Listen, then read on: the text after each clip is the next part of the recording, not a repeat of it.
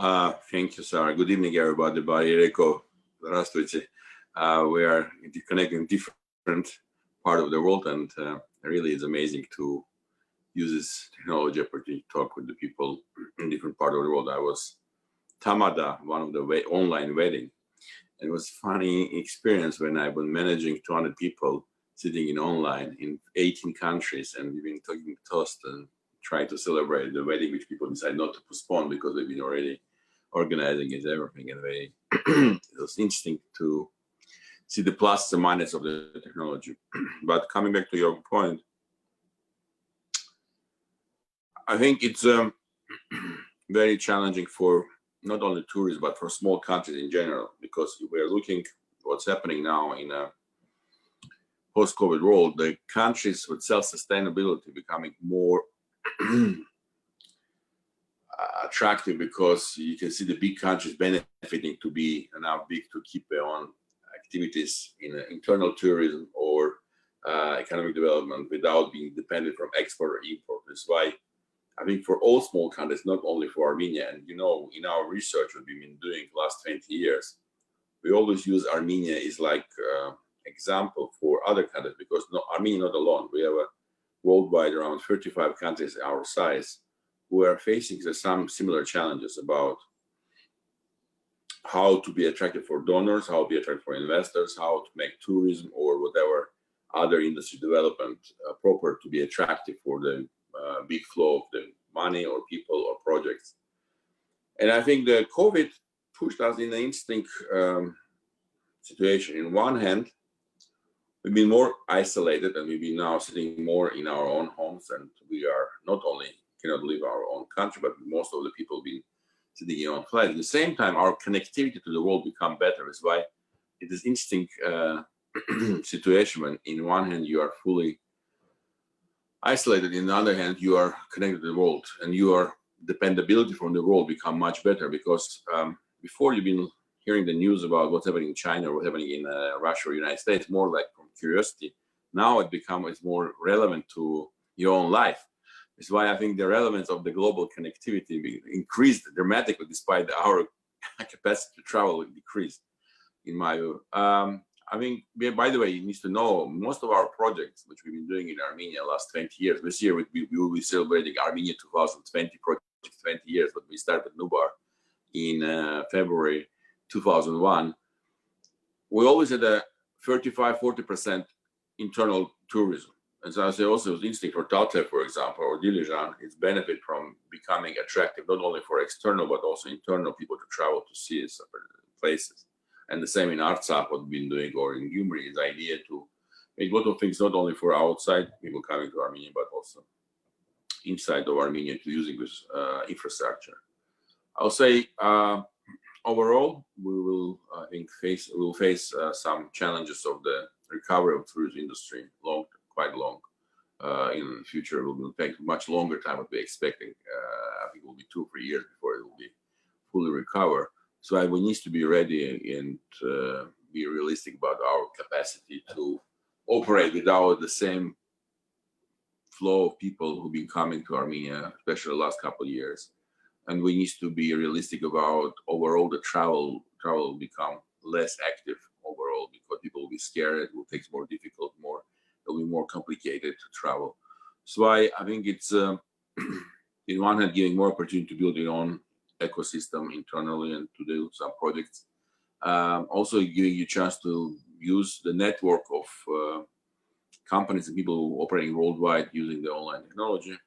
But I think it's a reality will be not simple for Armenia for next couple of years. I think it will be quite challenging to keep the same growth of the people who will be coming to Armenia because of the connections with the diaspora connection or just tourist interest to Armenia. But at the same time, I believe what we've been doing with FAST, with the Tourism and Development Foundation, with the Aurora, with all other elements, I can see the more and more interest from young Armenians to be engaged more to the Armenian world, and we need to use this momentum also to better explain our uniqueness.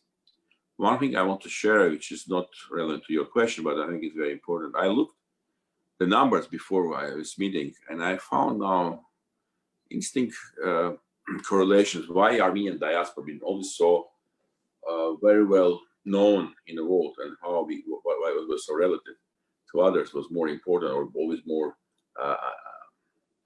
people will talk about us.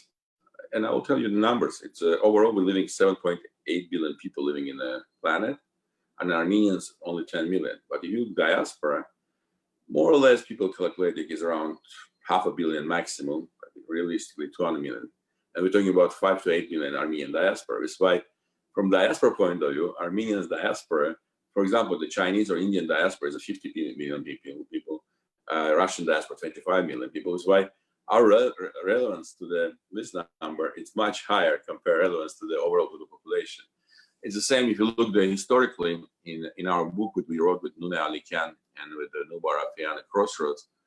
Historically, Armenian population in the first century BC and after was around 10 million, whereas the Mediterranean people was living in this area was 200 million people. It's by basically we've been relevantly the same 200 million to 10 million, like now diaspora to other diasporas. That's why I think we can benefit from this. We can really use our long expertise and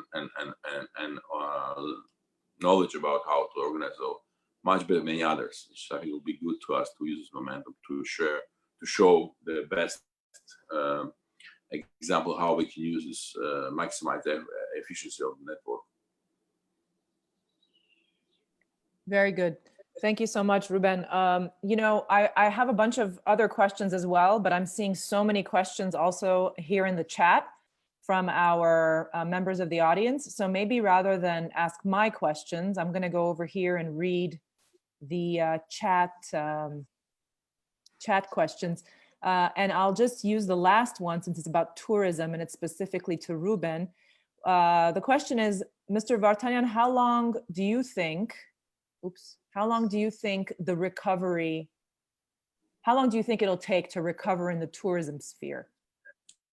I don't know. It depends how deep will be the crisis. Nobody knows what will happen with that.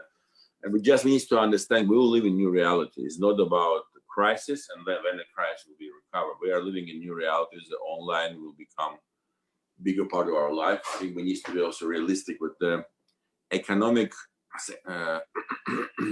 crisis is not started yet. We don't see yet what's happening after this 3 months of shutting down your country economy.